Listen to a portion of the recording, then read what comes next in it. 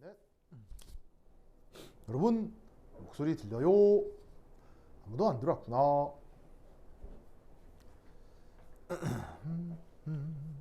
아, 네. 애들 어디 갔어요? 얘들 지금 방금 밥 먹고 왔습니다. 예. 방송 안 예, 뜨는 방금 들어갔습니다. 예, 얘들.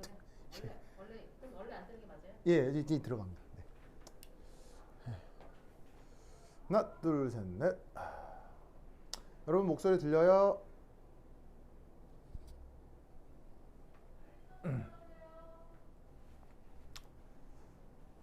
하나, 둘, 셋, 넷. 목소리가 들리나요? 사운드 체크. 하나, 둘, 셋, 넷.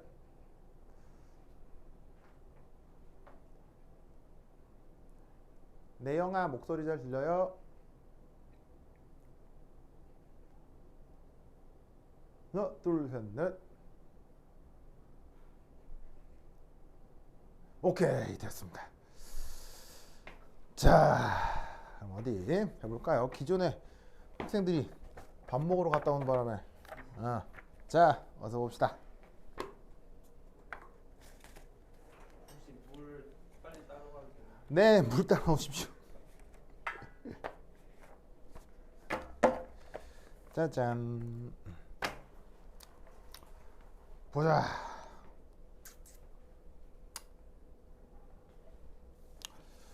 자, 보자.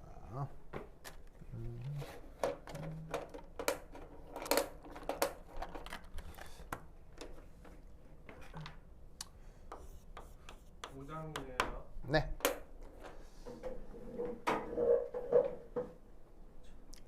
이제 교재 있죠? 그다음에 그 뭐야 그거 자기는 뭐더라?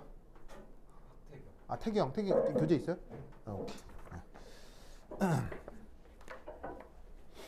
자, 여러분 학교에서 사용하게 되는 이 해리스 책이라고 하는 건 이제 어떻게 되는 거냐면, 이 해리스라는 사람이 이게 굉장히 유명한 사람이에요. 이쪽 파트에서.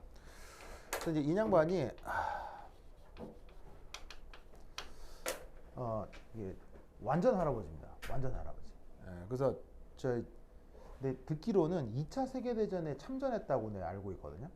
예, 진짜 할아버지예요. 뭐 90 가까이 넘은 할아버지인데, 그러니까 그 뭐냐면 그 20세기와 21세기를 다 사신 뭐 어마어마한 분이신데, 이 분이 쓰신 이 분서과학 책이 전 세계에서 가장 많이 팔리는 책이에요. 그래서 서울대뿐 아니라 각종 뭐 대학에서도 교재로 사용하고, 그다음에 영재고 과학고 교재로도 이 책을 굉장히 많이 사용하거든요. 그래서 이제 이 해리스라는 할아버지의 책은 그래서 좀 독특한 면이 있어요. 어떤 독특한 면이 있냐면, 문명 폭발기의 과도기에서 공부를 했던 한 학자의 놀라움. 너무 많이 어렵죠. 이 그 교재에 막 잔뜩 녹아 있어요. 이게 무슨 말이냐면, 그 2차 세계대전 때 20대였던 사람이기 때문에 아주 옛날부터 이 지금까지 모든 과학기술의 변천을 눈으로 봐오신 분이라, 이 그 화학뿐 아니라 기술 자체의 발전에 굉장히 민감하신 분이에요. 그래서 이 해리스라는 분이 굉장히 중요하게 생각하는 것 중에 하나가 바로 계산기 테크닉이에요. 2차 세계대전 때 계산기 있었겠어? 없었겠죠? 없었겠죠. 그리고 또 하나 이 할아버지가 중요하게 생각하는 게 바로 엑셀이에요. 엑셀. 옛날에는 엑셀 있었겠어? 없었겠죠? 없었겠죠. 그런데 엑셀은 계산을 편리하게 해줘요. 어떻게 해요? 무지막지하게 계산의 편의성을 제공해주는 게 엑셀이죠. 그래서 이 할아버지의 책을 보시면요, 엑셀이 얼마나 위대한 계산 방식인지를 막 끊임없이 보여주고 계세요. 해리스 책 안에는 엑셀을 가지고 얼마나 분석학 문제를 많이 풀어낼 수 있는지 예시가 엄청나게 많습니다. 연습 문제도 엄청나고요. 그래서 이제 그게 여러분 학교 선생님들도 이 엑셀을 활용한 문제를 시험에 낼 것 같으냐 마느냐는 이제 애석하게도 그럴 것 같진 않아요. 왜냐면 엑셀을 이용해서 시험 문제를 풀려면 PC가 필요하겠죠. 근데 시험 문제 풀 때 PC를 활용할 수는 없기 때문에 그게 직접적으로 나오진 않겠지만, 그럼에도 불구하고 여러분들이 뭐를 학습을 해야 된다? 바로 계산기 테크닉을 조금 학습을 해야 돼요. 알겠죠? 그래서 이제 오늘부터 계산기를 가지고 오면 좋은데, 혹시 계산기 있는 사람? 둘 다 있어요? 항상 좋아요. 그래서 그래서 이제 이 분석과학 시간은 특별히 이제 계산기와 관련된 얘기를 내가 조금 할 수 있어요. 그래서 이제 내가 특별히 언급하지 않아도 계산기는 항상 이렇게 가지고 다니면서 좀 수업을 들어주시기 바랍니다. 자, 그리고 이 그 책은 역사가 무궁무진한 책이기 때문에 안에 들어있는 내용이 억수로 많아요. 그래서 사실은 그 한 학기 안에 배울 수 있는 내용이 아니거든요. 내용이 정말 너무너무 방대해요.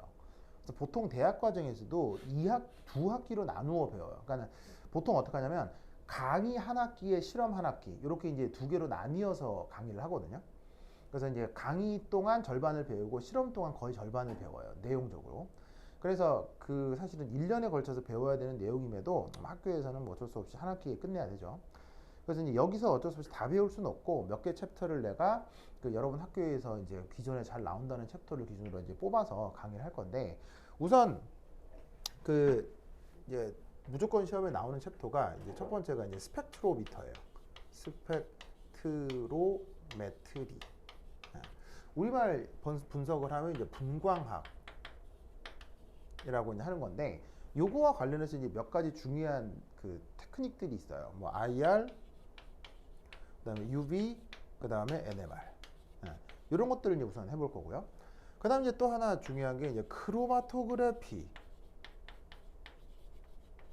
하는 게 있어요. 여러분 그 크로마토그래피 관련해서 뭐 대표적으로 생각할 수 있는 게 왜 종이 크로마토그래피 혹은 뭐 분필 크로마토그래피 그런 거 해본 적 있죠? 있죠? 그런 거 해보죠. 그거예요, 그거. 근데 이게 얼마나 위대한 테크닉이냐면 이걸로 노벨상이 2개나 나왔어요. 그래서 크로마토그래피와 관련해서 노벨상이 2번이나 나왔기 때문에 이 중요한 주제겠어요? 안 중요한 주제겠어요?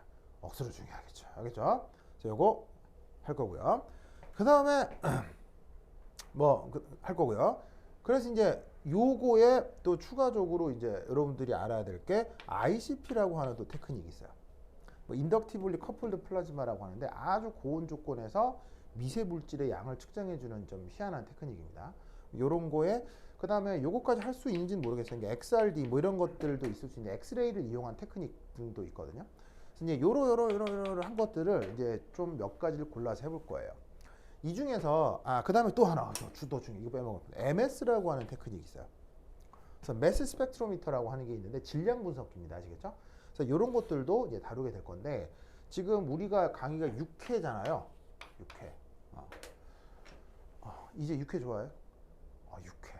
태경이 6회 좋아해요? 근데 6회가 매워. 그럼 못 먹어요? 매운 6회. 하여튼 네. 그래서 우리 강의가 이번이 6회로 한정돼 있어서 이걸 다 하기는 어렵고요. 그래서 이 중에 몇 개는 내가 강의를 쌓아드릴 거예요. 그렇죠? 그 유기화학처럼 내가 강의 그 넣어드리고 있죠. 그것처럼 몇 개는 내가 강의를 또 추가적으로 넣어드릴 거니까 그걸 보고 백업을 하시기 바래요. 알겠죠? 자, 그래서 이제 오늘 이제 시작을 해볼 건데 오늘은 이제 뭘 해볼 거냐? 오늘은 인트로덕션 부분이에요. 오늘은 기계장치를 직접 다루는 건 아니고요. 이 분석화학을 한다라고 했을 때 기본적으로 알아야 되는 지식들이 있거든요. 그거에 대한 얘기를 할 거예요. 그 분석화학이라고 하는 건 묘하게도 어떤 화합물을 새로 합성하고 뭐 그런 테크닉은 아니에요. 그런 건 아니고 기존에 있는 것들을 얼마나 뭐냐면은 통계적으로 잘 분석을 해내느냐에 대한 테크닉이거든요. 그러다 보니까는 조금 통계학적인 어떤 표현, 계산의 표현, 뭐 이런 원리 등등이 필요한 게 있어요. 그러니까 이제 그걸 알아야 이런 거 배우고 난 다음에 이런 거에 이제 연습 문제들이 있을 거 아니야. 그 연습 문제들이 오늘 할 것들이 조금 계속 나오는 거야. 계속 나오는 거야. 그래서 이제 그 모든 테크닉에서 알아둬야 되는 원리 몇 가지들이 있거든요. 데이터를 처리한다거나 뭐 이런 거. 그래서 그런 거부터 오늘 좀 해보도록 하겠습니다. 알겠죠?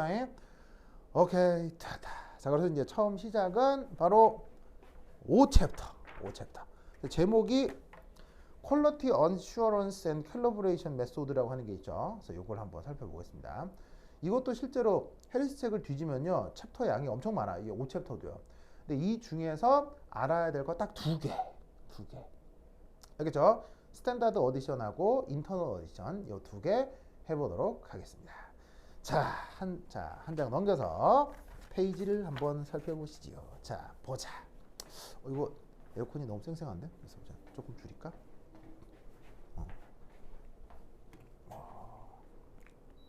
근데 서 있는 내가 춥다. 그리고 창문 열어놨으니까 또 더우면 켜요. 알겠죠? 그래. 자, 보자. 잘 들리는 거 맞지? 자야지. 내영아, 지금까지 잘 들렸죠? 안 끊기고. 내영. 내영아, 잘 들리죠? 또 누구 들어왔어? 슝슈 현우. 다들 잘 들리죠? 오케이, 좋습니다. 왜 안 꺼지냐? 자, 그럼 이제 5장. 자, 이게 첫 번째 알아두셔야 될 게 이겁니다. 3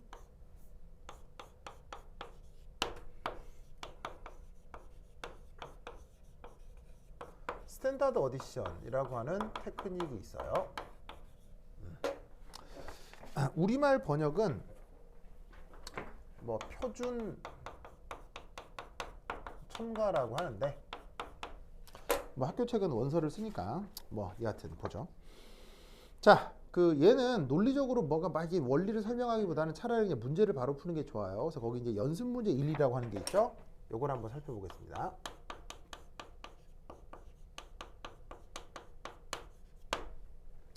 자, 여기 보시면은 어떤 뭐 시학이 있어요.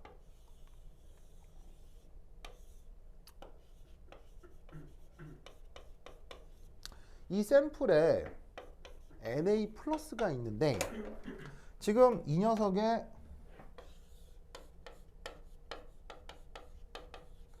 농도를 몰라요. 그럼 이제 모르는 걸 알아내야 되겠죠? 그래서 이 모르는 농도를 어떻게 실험을 해서 했더니 요 Na 플러스와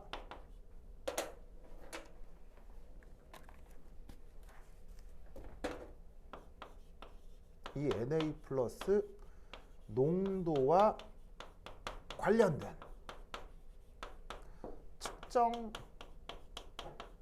시그널이라는 말을 써요. 시그널. 이게 왜 시그널이라는 말을 쓰냐면 어떤 샘플을 기계에 놓고 그 존재를 뭐냐면 측정을 할 거 아니에요. 그럼 측정을 하면 기계 상태에서 이제 그 측정이 된 결과가 모니터상에서 이렇게 픽으로 이렇게 나타나는 거예요. 그럼 이 픽과 관련된 여러 가지 수치들 있죠. 이거를 그 데이터라기보다는 시그널이라고 표현해요. 아시겠죠? 그래서 이 시그널이 얼마로 나왔냐면 4.27mV로 나왔다고 되어 있습니다. 우선은 보이시죠? 그러면 여기 이 밀리볼트라고 하는 건 또 뭐냐면 이게 사실은 전압의 단위잖아요. 근데 왜 난데없는 전압이냐? 바로 주어진 장비가 이 데이터를 전기 신호로 표현해 주는 장비인가 보죠. 그래서 이렇게 그 측정을 한 데이터가 이렇게 밀리볼트 뭐 이런 식의 전기적인 단위를 갖는 경우들이 있어요. 항상 그런 건 아니고요. 기계에 따라 다른 거죠. 알겠죠? 그래서 여하튼 여기 주어져 있는 이 모르는 샘플에 모르는 Na 플러스의 농도를 그냥 알기 위해서 실험 측정을 했더니 그냥 4.27V의 결과가 나온 거예요. 그냥 결과가 저런 것 뿐이지 이걸 가지고 현재 지금 Na 플러스의 농도가 얼마인지는 모르는 상태예요. 알겠죠? 그러면 이런 경우 분석학적으로 얘를 어떻게 이제 처리를 해주느냐? 요렇게.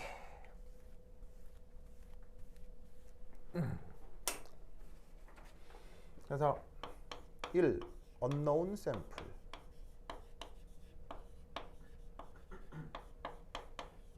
두 번째, 이 실험 조작.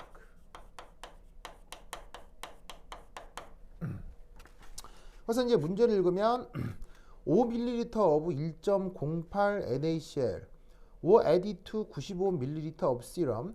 This spiked serum gave the signal of 7.98 mV. Find the original concentration of Na plus in the serum. 이런 말이 나오죠. 자, 뭔 말이냐? 여기서 이렇게 하겠다는 얘기예요. 바로 짜자자잔. 이게 앞서의 저 unknown 샘플이에요. 근데 이놈을 부피로다가 95ml 취합니다.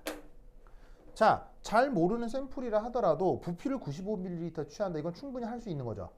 뭐 이렇게 부피 측정 기구로 부피를 측정하면 되니까. 근데 여기에 Na 플러스가 이게 들어 있는 거지. 그럼 이제 이놈의 미지 농도를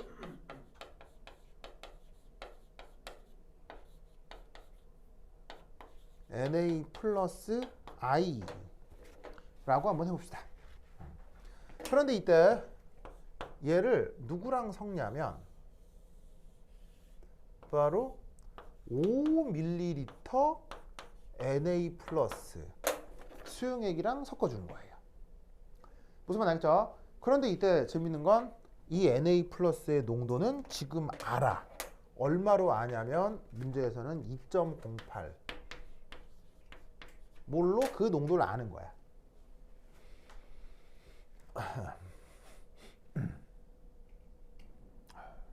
무슨 말 알겠죠? 그렇죠? 그러면 이때 이 두 개를 섞었어.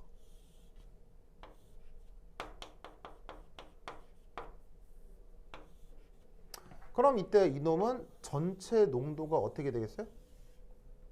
전체 농도가 100ml가 되겠지. 그죠? 그리고 여전히 여기는 Na 플러스가 있을 거야. 보이시죠? 그러면 이 경우 Na 플러스의 새로운 농도 이건 어떻게 표현되겠어요? 바로 이렇게 표현되겠죠? 2.08몰 곱하기 5ml 더하기 Na 플러스 I 곱하기 95ml 오버 5ml 더하기 95ml 이렇게 되겠죠? 자, 농도에다가 부피를 곱하면 뭐예요? 몰수죠. 그렇죠? 몰수. 그리고 그 몰수를 다시 부피로 나누니까 이게 농도가 될 거란 말이에요. 그렇죠? 그럼 얘는 이렇게 추가적으로 넣어준 녀석의 농도가 될 거고요. 아니, 몰수가 될 거고요. 이쪽 몰수는 기존에 있었던 언노운 샘플에서의 Na 플러스의 몰수가 될 거라는 얘기죠. 그럼 이게 최종적으로 만들어진 전체 몰수고 그걸 부피로 다시 나눴으니까 이게 바로 이 녀석의 새로운 농도가 될 거란 말이에요. 무슨 말 알겠죠? 그런데 이때 이 또한 이것을 어떻게 동일한 실험 측정을 한 거예요. 그랬더니 그 기계장치로 측정을 했더니 값이 뭐가 나온다? 7.98mV가 나오더라 이런 말이지. 무슨 말 알겠죠? 그렇다면 이때 여기에 있는 이 Na 플러스의 농도 그 모르는 농도를 지금 Na 플러스 I라고 했잖아요. 그럼 Na 플러스 I라는 농도를 가지고 이 농도를 가지고 실험을 했더니 시그널이 4.27mV가 나왔고 이 농도로 실험을 했더니 시그널이 이 정도가 나왔다. 무슨 말 알겠죠? 그러면 저 데이터들 사이에 무슨 관계가 성립할까요? 바로 비례관계가 성립할 거다라고 보는 거예요. 무슨 말 알겠어요? 뭔 말이냐면 이것 때 이거는 요거 때 요게 될 거다 라고 생각해 준다 이런 말이죠. 무슨 말 알겠죠? 그래서 이때 쟤를 풀어주는 거예요. 바로 여기에 있는 요거를 뭐 수식을 쓰면 이제 얘는 뭐 2.08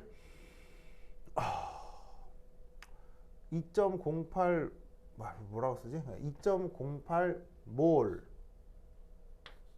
곱하기 5 Na 플러스 I 곱하기 95 오버 100이잖아요. 그거를 다시 Na 플러스로 나눈 것이 뭐 7.98 나누기 4.27 하는 거랑 같을 거라고 본다 이런 말이에요. 왜냐하면 농도가 진할수록 더 시그널이 세지겠죠. 왜냐하면 이런 식의 실험에서는 농도하고 시그널이 보통 비례하는 어떤 실험 장치들을 만들기 때문에 농도하고 시그널이 비례 관계가 있다면 이것 대 이거는 요것 대 요게 될 수 있다 이런 말이죠. 무슨 말 알겠죠? 그러면 이걸 풀면 뭐를 구할 수 있다? 바로 Na 플러스의 농도를 알 수 있다 이런 말이에요. 그럼 값이 뭐가 나오느냐? 0.113몰. 알겠죠? 그래서 이런 테크닉을 뭐라고 부른다? 스탠다드 어디션이라고 하는데 이 스탠다드 어디션을 가지고 크로마토그래피에서도 뭐 ICP에서도 이렇게 계속 쓰는 거예요. 알겠죠? 그래서 이제 그런 기계들을 배우면 연습 문제 이런 것들이 나온다고. 알겠죠? 그렇죠? 그래서 이런 테크닉이 있다라는 걸 알아두시기 바랍니다. 알겠죠? 오케이, 됐습니다.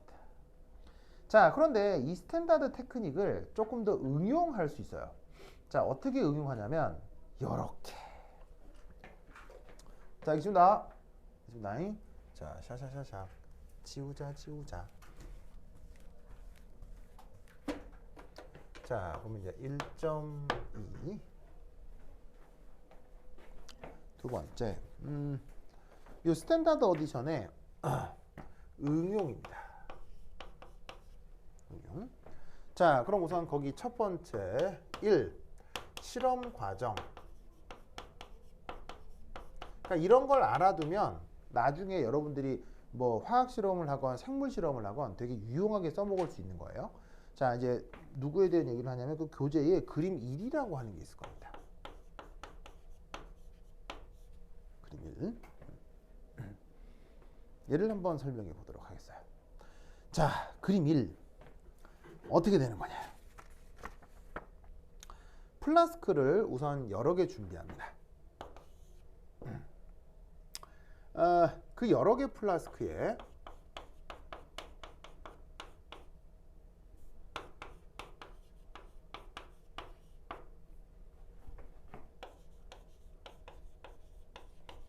unknown 샘플 뭐 예를 들어서 5ml씩 준비합니다.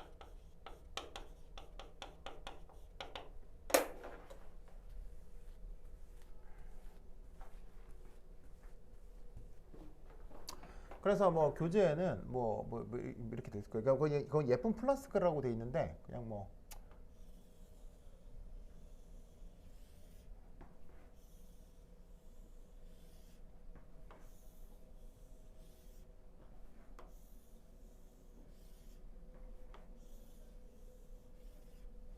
자, 여기에 unknown 샘플이 이렇게 5ml 동일하게 들어갑니다.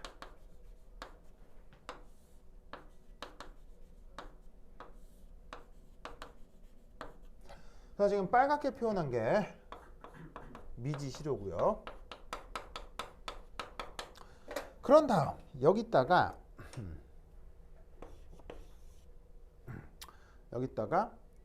0, 5, 10, 15, 20ml의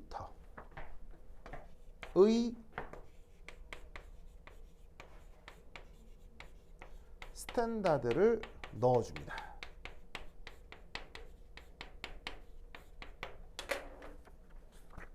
그러면 그 스탠다드라고 하는 게 누구냐면 바로 요거 그다음에 뭐 요거 이렇게 된다는 얘기예요. 그래서 여기다가 각각 5, 10, 15, 20 아시겠죠? 이런 식으로다가 이 노란색으로 표시한 건 스탠다드를 넣어줍니다. 표준 시료를 넣어준다는 얘기죠. 그럼 아까 넣어준 5ml 처음에 존재하는 5ml는 미지 시료지만 이 스탠다드 같은 경우는 자, 보시다시피 어떻게 되냐면 스탠다드 같은 경우는 그 농도를 기존 알고 있어야 됩니다.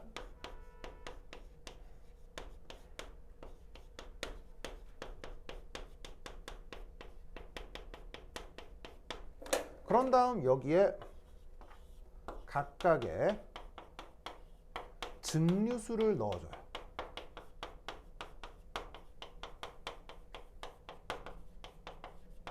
하여 전체 부피가 50ml로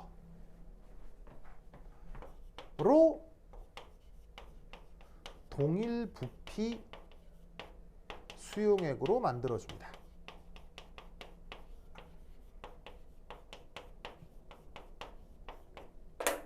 여기서 중요한 게 동일 부피. 저 동일 부피가 중요합니다. 저기다가 맹물을 넣는 거지. 그래서 맹물을 넣어서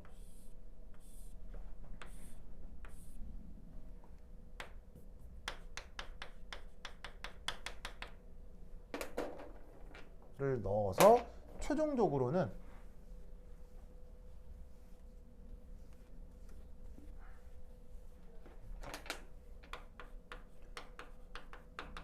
모두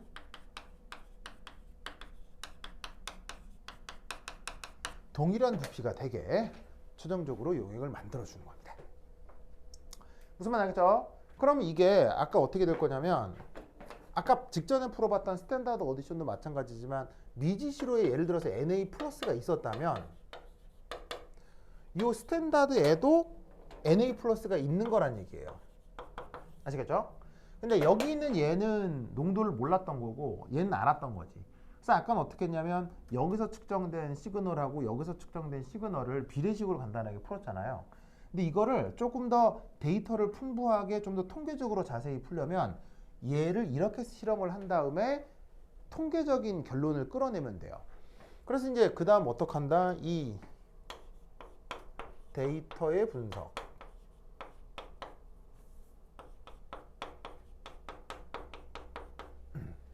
자, 그래서 어떻게 데이터 분석하냐? 자, 앞서의 만들어진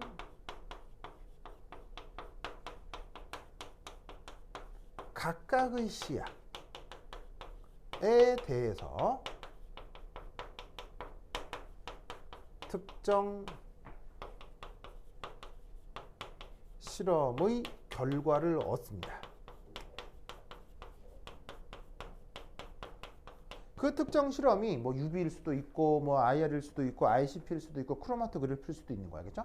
그래서 그 실험을 해서 아까 어떤 데이터를 얻는다고 했죠? 그 데이터를 이 첨가한 스탠다드에 대한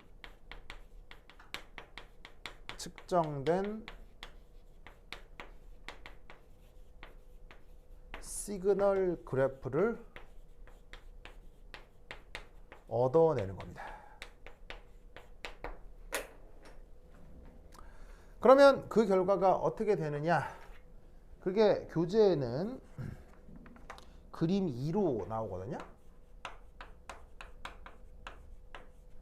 그래서 그 결과가 이런 식으로 나타나는 거예요.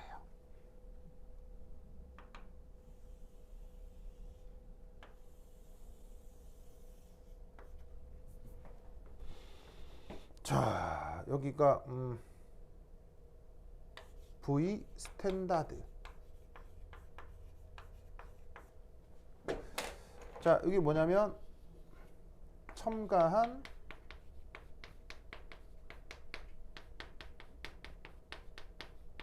표준 시료 부피예요.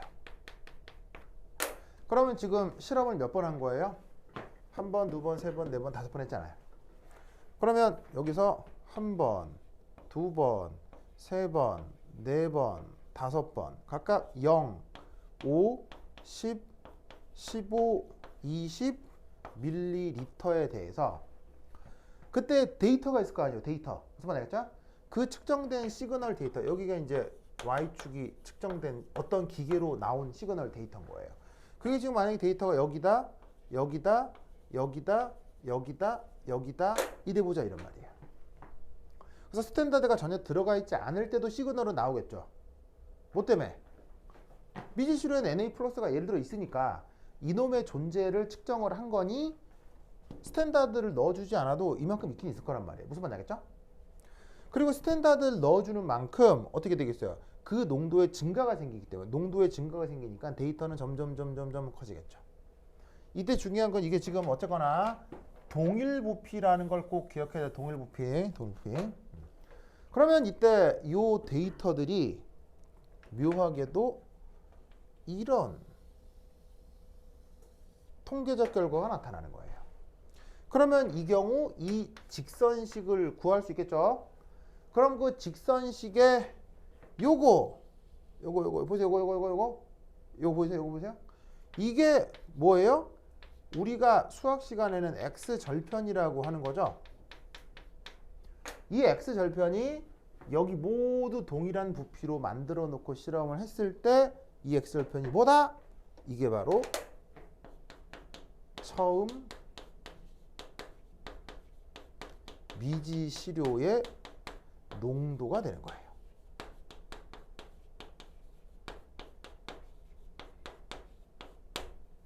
알겠죠? 이걸로부터 처음 미지시료의 농도를 알아낼 수 있게 되는 겁니다.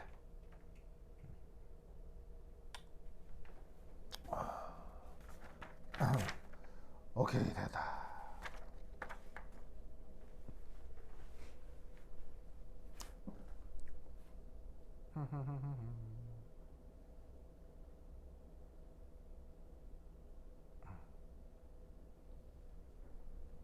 알겠죠? 그래서 이런 테크닉을 뭐라고? 스탠다드 어디션이라고 하는데, 아까 보여드렸던 스탠다드 어디션의 기초, 알겠죠? 그냥 비례식으로 푸는 거고요. 이 분석화학이라고 하는 테크닉에서는 그런 간단한 비례식보다 이렇게 통계적으로 풀어내는 걸 좋아하거든요. 그럴 경우 어떻게 된다? 이렇게 직선식을 구해서 x절편이 바로 미지시료의 농도와 관련된 직접적 실험 데이터다 라는 것을 꼭 기억해 두시기 바랍니다. 됐다. 아시겠어요? 그래서 이제 이것으로부터 실제 구체적인 문제를 하나 풀어보면요. 바로 한 장 넣은 것이 연습문제 2. 되게 쉽다. 이거 줄게요. 2합.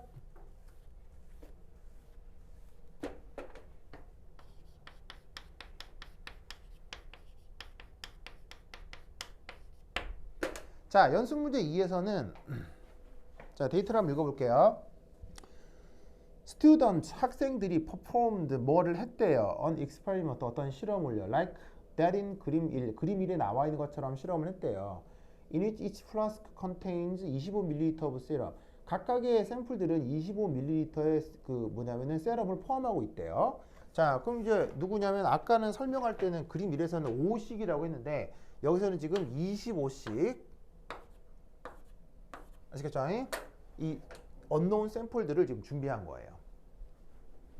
알겠죠? 자, 그리고 이때 여기다가 varying addition of 2.63몰 NaCl을 넣었대요. NaCl 스탠더드를 넣었대요. 찾았어요? 그리고 전체를 a total volume of 50ml로 맞췄대요. 보이시죠?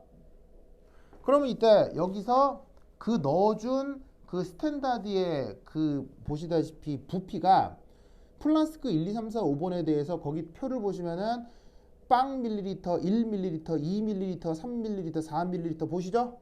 그래서 이때 얘가 아까 그림은 0, 50이었는데 지금 이 문제에서는 1, 2, 3, 4가 되는 거지. 알겠죠? 그리고 이때 미지시료는 농도를 모르지만 스탠다드는 농도를 안다고 했죠. 그러면 스탠다드의 농도가 지금 얼마? 뭐라고 돼 있어? 2.640 몰인 거야. 스탠다드는 농도를 알아야 돼. 알겠죠? 알아야 돼. 그리고 나서 똑같이 해갖고 실험을 한 거지. 실험을 했더니 그 데이터가 쭈쭈쭈쭈쭈쭈쭈쭈 1, 2, 3, 4 밀리리터에 대해서 측정한 결과가 거기에 뭐 3.13 그 다음에 5.40 7.89 그 다음에 10.30 12.48 알겠죠? 그래서 그래프를 어떻게 그리라는 거예요? 0,3.13, 1,5.40, 2,7.89 하겠죠?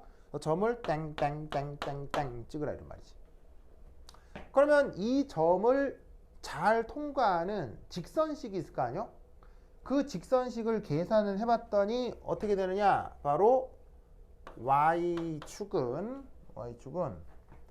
2.36 곱하기 x 더하기 3.12 이렇게 되더라 이런 말이에요. 이 직선식을 지금 이렇게 구해낸 거라 이런 말이지. 무슨 말 알겠죠? 그러면 1차 함수 직선식이 있으니까 y절편도 구할 수 있겠네. 무슨 말 알겠죠? 그러면 그 y절편을 구해보았더니 그 값이 어느 정도냐? 바로 이 y절편이 지금은 3.12 나누기 2.36 그리고 값이 마이너스가 되면서 2.36 그리고 3.12가 요 y절편 데이터가 되더라 이런 말이에요. 무슨 말 알겠죠? 그리고 이때 단위는 뭐겠어요? 이 y절편의 단위는 이 y절편의 단위는 바로 밀리리터가 된다 이런 말이에요. 그러면 이게 어떻게 미지시료 농도 정보로 활용될 수 있겠어요? 자, 보세요. 0에서 1, 2, 3, 4로 갈수록 점점점 뭐는 많아져요. NA 플러스, 그러니까 지금 이제 관점을 두는 시료가 NA 플러스라고 하면 그 NA 플러스가 점점 많아지고 있는 거 아니에요. 무슨 말 알겠죠? 그럼 많아질수록 데이터는 점점 늘어나는 거라고요. 그런데 만약에 그 NA 플러스가 있으면 데이터가 나타나는데 그 NA 플러스가 없을 때는 데이터가 나타나지 않을 거 아니에요. 그럼 이 말은 무슨 말이냐면 이 점이 바로 NA 플러스가 전혀 없을 때의 시그널이 된다는 얘기예요. NA 플러스가 전혀 없으니까 데이터도 0으로 나타나는 그 점이 이 실험의 X절편이 된다는 얘기예요. 그럼 여기에서부터 원래 샘플에 NA 플러스가 있었건 스탠다드로 집어넣어서 NA 플러스가 있건 그게 더해져서 NA 플러스 양이 많아지면 많아질수록 어떻게 되겠어요? 많아지면 많아질수록 바로 시그널은 점점점 많아지게 될 거다 이런 말. 높게 커지게 될 거다 이런 말이지. 그럼 결국 이 데이터로부터 바로 원점에서부터 X절편 요 사이의 요 크기가 어떻게 되겠어요? 미지시료 몰수와 뭐 할 것이다? 비례할 것이다 라고 생각하는 거예요. 알겠죠? 그렇다면 이때 쟤를 이제 어떻게 계산하느냐? 바로 3.12 2.36 밀리리터에 해당하는 NA 플러스의 몰수 및 농도를 구해봅시다.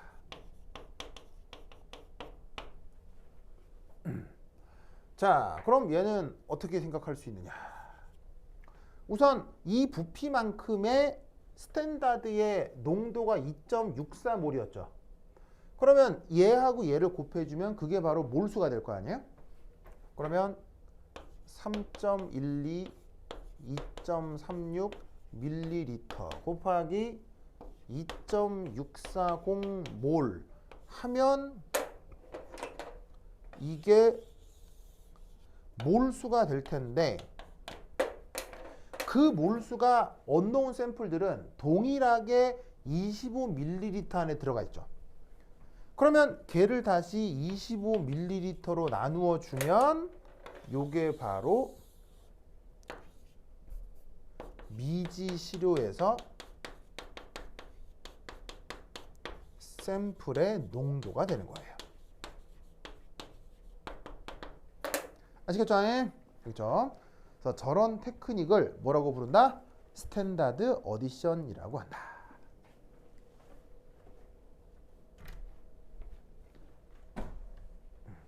그래서 이걸 앞으로 아주 자주 보게 될 거예요. 그래서 이 테크닉을 꼭 기억하세요. 알겠죠? 이 테크닉의 핵심은 최종 상태에서 반드시 요거. 알겠죠? 요거. 그리고 넣어주는 얘도 일정하게 넣어줘야 돼. 언노운 샘플도 일정하게 깔고 전체 부피도 똑같이 만들어줘야 돼. 알겠어요? 만약 전체 부피가 달라지면 계산이 훨씬 더 지저분해져요. 알겠죠? 그럼 그러니까 일부러 그럴 이유가 없다는 얘기지. 그래서 이 스탠다드 어디션에서는 반드시 최종 상태에서의 저 부피를 일치시켜야 된다. 알겠죠? 이것을 꼭 기억해 두시기 바랍니다. 오케이, 됐다.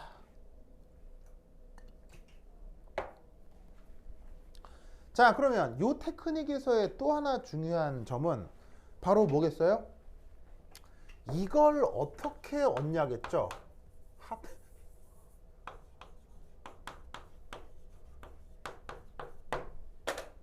요 점땡이들이 하나, 둘, 셋, 넷, 5개의 데이터 포인트들이 있는데 이 데이터 포인트를 연결하는 이 실험 데이터를 어떻게 요 직선 이거 요런 걸 어떻게 얻냐예요.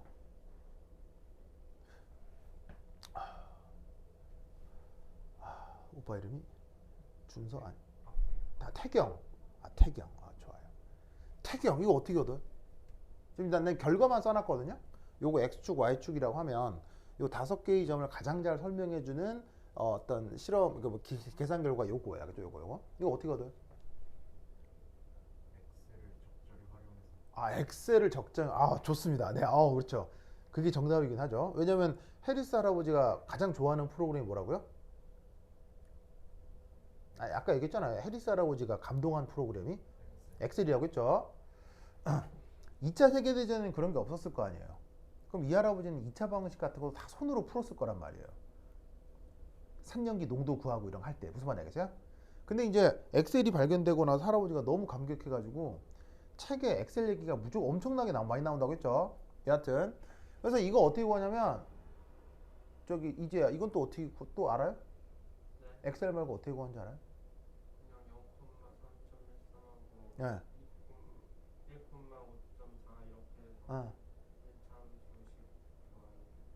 1참 그런 거예요? 별로 갖고 모르겠어요. 그래서 이제 여러분들이 알아둬야 되는 또 하나의 테크닉 중에 이게 있습니다. 해줄게요. 이해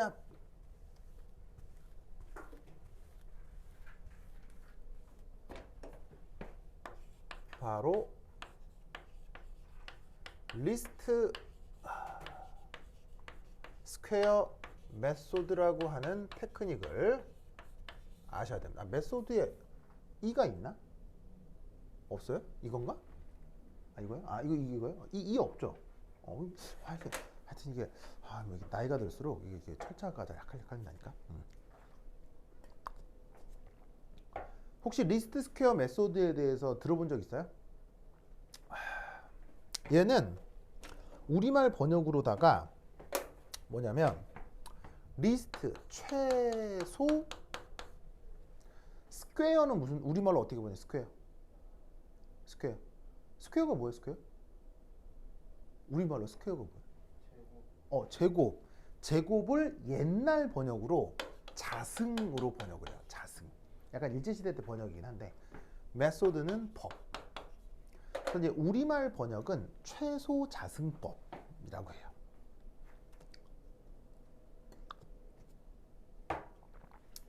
아시겠죠? 자, 그럼 얘는 이거죠. 예를 들어 x1, y1 x2, y2 라고 해서 점이 딸랑 2개면 직선식 결정돼야 안 돼요? 딱 하나로 결정이 되죠. 그런데 실제 실험을 하면 실험 데이터는 2개, 3개 이상이잖아요. 그리고 또 이거는 이제 통계적인 건데 여러분 그거 알아요? 실험은 미니멈 몇 번을 해야 되죠? 동일한 실험을 미니멈 몇 번 해야 되죠? 통계적으로 의미가 있으려면 실험을 최소한 3번은 이상을 해야 됩니다. 그렇죠? 한 번 해도 안 되고요. 2번 해도 안 돼요. 한 번에서 나온 결과는 믿을 수 없고요. 2번에서 나온 결과는 보통 신뢰도가 50% 정도가 돼요. 근데 3번에서 또 결과가 나오잖아요. 그럼 신뢰도가 90%가 넘어가요. 그래서 근데 4번 하면은 신뢰도가 91%, 5번 하면 2%, 3%에서 조금씩밖에 안 늘어나요. 그러면 한 번 하는 건 전혀 믿을 수 없고 2번 하는 건 50%고 3번 하는 건 90%니까 갑자기 신뢰도가 확 뛰죠. 그러니까 3번이 제일 경제적이라고. 4번, 5번 하면 더 좋은데 하면 할수록 신뢰도가 급상승하는 게 아니고 하면 할수록 신뢰도가 찌긋찌긋 올라가거든. 가장 경제적인 건 3번 혹은 4번 하겠죠? 그래서 어떻게 되냐면 데이터는 보통 3개에서 4개가 얻어지는 거예요. 그러면 이때 데이터가 만약에 하나가 더 있다 라고 해보죠. 를 가장 잘 설명하는 1차 함수 찾기. 이걸 위해서 만들어진 수학적 테크닉을 리스트 스퀘어 메소드라고 해요. 뭔지 알겠죠? 자, 그러면 이때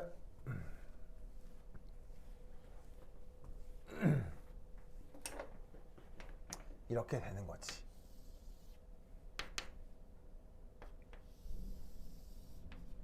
X축, Y축, 빵빵. 그럼 이때 여기에 있는 X1, 2, 3는 아주 정제된 데이터겠어요? 아주 임의의 데이터들이겠어요? 자, 지금 어떤 실험 자체를 지금 완전 제어해서 데이터 얻은 걸 가정하고 있는 거예요? 진짜 아무런 숫자들을 갖고 얘기하는 거예요? 진짜 아무런 숫자들을 갖고 얘기를 하는 거예요?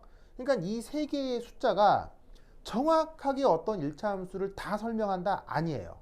진짜로 이 데이터들은 그냥 아무 데이터, 아무 데이터, 아무 데이터 이런 것들이에요. 무슨 말 알겠죠?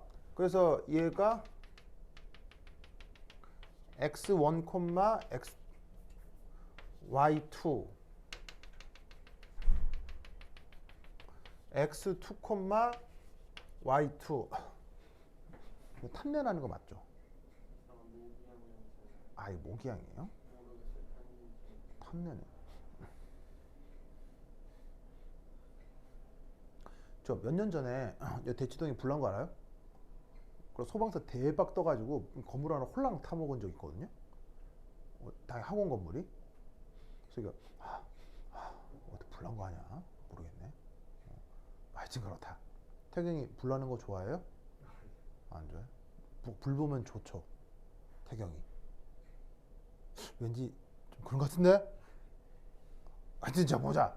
그래서 여기 이제 얘는 x2, y2, 얘는 x3, y3. 뭐 일반적으로 이런 데이터들이 있다 치자 이런 말이지.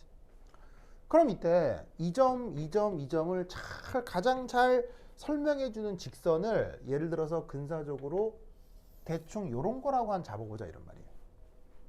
그럼 이 직선식이 뭔지는 모르겠지만 1차 함수니까 y 콜 mx 플러스 n 이렇게 있을 거 아니야. 그지? 이렇게 있을 거 아니야. 그럼 여러분들은 1학년 수학 시간 때 이런 걸 배운 적이 있어요. 바로 L1, L2, L3 이런 거 배운 적 있죠? 배운 적 있어 없어요? 있잖아. 그러면 이때 여기서 저 LI가 어떻게 결정됩니까? 아시다시피 루트 m제곱 플러스 1 mxi yi 빼기 yi 더하기 n의 절대값 이렇게 되죠. 이 수식 알죠? 알죠? 이게 여기에 나와 있는 L1, L2, L3의 의미인데 여러분 수학 문제 풀 때 제일 귀찮은 게 뭡니까? 이건 수학생님들 항상 하는 말씀입니다. 이거 나오면 사실은 수학자들은 이걸 제일 싫어해요. 뭡니까? 수학자들이 제일 싫어하는 수리 표기. 바로 절대값입니다. 수학자들은 절대값을 정말 혐오합니다. 왜냐하면 경우를 나눠야 되니까요. 그래서 절대값이 나오는 경우 항상 얘를 어떻게 바꿔주죠? 제곱으로 바꾸어줍니다. 알겠어요? 왜? 제곱을 하면 뭐가 싹 사라지니까? 절대값이 사라지니까. 그래서 얘가 m제곱 플러스 1 오버 mxi yi n의 제곱. 그럼 이때 여기서 새롭게 L을 어떻게 정의하냐면 i가 li의 제곱 해서 m제곱 플러스 1분의 mxi yi n의 제곱. 이런 식으로 이 L을 표현해 준 거예요. 무슨 말 알겠죠? 이때 여러분 잘 보세요. 이때 여러분 잘 봐. 여기에 있는 x1, x2, x3는 모르는 값이야, 아는 값이야. 실험을 했다면. 얘네들은 이런 데이터들은 다 측정된 데이터들이란 말이에요. 여기서 x1, x2, x3는 변수예요, 상수예요? x1, x2, x3는 여기서 상수라고 해요. 정해져 있는 숫자들이라고요. 그러면 요 L이라고 하는 이 수식에서 누구하고 누가 변수겠어요? 바로 m과 n이 변수겠죠? 그래서 이때 뭘 한다? L 미니멈에 해당하는 m과 n을 찾는 거예요.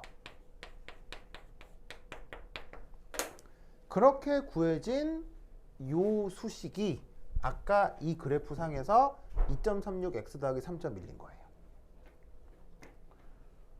무슨 말 알겠죠?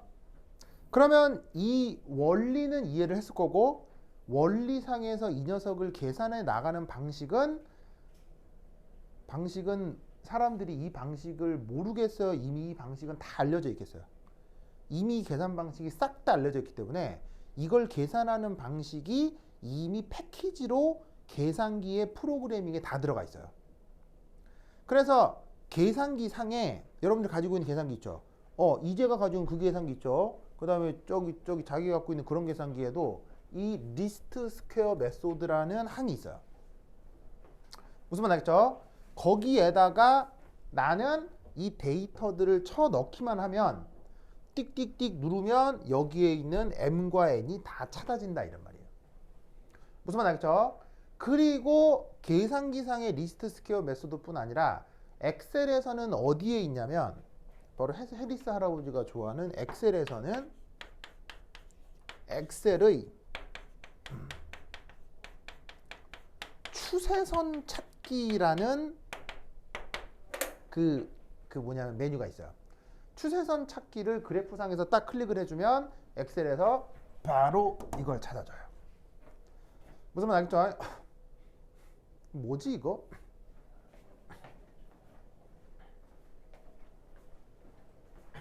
어디서 오는 거야? 뭐냐 이거?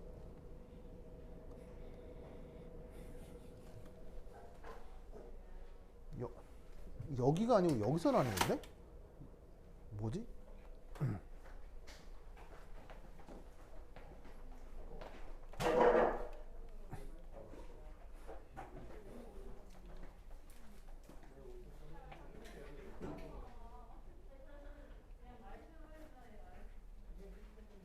이 탄 냄새가 이건가요? 네? 아니 그게 아니고 뭐지 큰 불 난 줄 알았네. 그럼 이건 거죠 그냥. 그렇구나. 아 알겠습니다. 나 큰 불 난 줄 알고. 아 알겠습니다. 어우.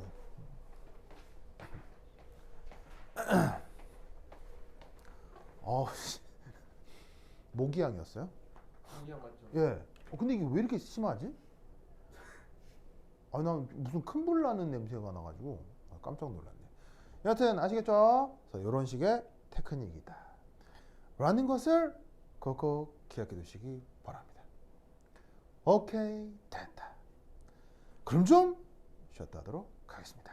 이렇게 해서 얘는 끝났습니다. 그 다음 6장으로 넘어갑니다. 6장인가? 7장. 그 다음 장으로 넘어갑니다. 여긴 끝. 뽕.